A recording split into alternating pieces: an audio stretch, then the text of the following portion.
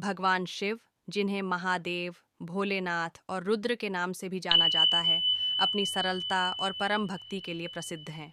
एक बार की बात है, जब कैलाश पर्वत पर भगवान शिव अपने पारिवारिक जीवन में व्यस्त थे, तभी एक साधक उनके पास पहुंचा। वह साधक अत्यंत तपस्वी था और वर्षों से कठिन साधना कर रहा था, लेकिन उसे सत्य की प्राप्ति नहीं हो रही थी। वह भगवान शिव से मिलने के लिए उनकी पूजा करने कैलाश पर्वत पर आया। साधक ने भगवान शिव से निवेदन किया, हे महादेव, मैंने अपनी पूरी जिंदगी तपस्या और साधना में समर्पित कर दी है, फिर भी मुझे सत्य और ज्ञान का अनुभव नहीं हो रहा है। कृपया मुझे मार्गदर्शन दें। भगवान शिव ने उसे ध्यान से सुना और कहा, तुमने बहुत तप किया है, लेकिन तुम्हारा हृदय शुद्ध नहीं है। तुम्हारी साधना में केवल बाहरी तपस्या का ही ध्यान है, लेकिन आत्मा की शुद्धता को भूल गए हो। भगवान शिव ने आगे कहा, मैं तुम्हें एक छोटा सा उदाहरण देता हूँ। एक नदी के किनारे एक पेड़ खड़ा था। वह पेड़ हमेशा यही सोचता था कि मैं सबसे बड़ा हूँ, क्योंकि मेरी शाखाएं और पत्तियां बहुत फैली हुई हैं।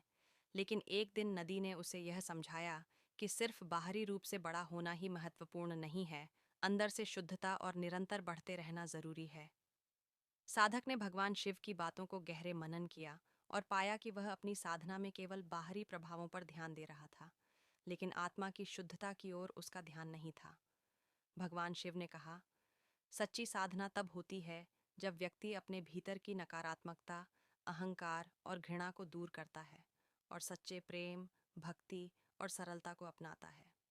साधक ने भगवान शिव से यह शिक्षा ली और अपनी साधना में परिवर्तन किया। जल्द ही उसे आत्मज्ञान और सत्य का अनुभव हुआ।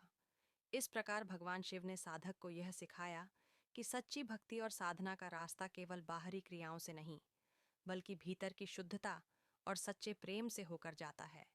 सीख: भगवान शिव की इस कहानी से हमें यह सीखने को मिलता है कि सच्ची साधना और भक्ति तब सफल होती है जब हम आत्मा की शुद्धता और ईमानदारी से जीवन जीते हैं, न कि केवल बाहरी कर्मों पर ध्यान देते हैं।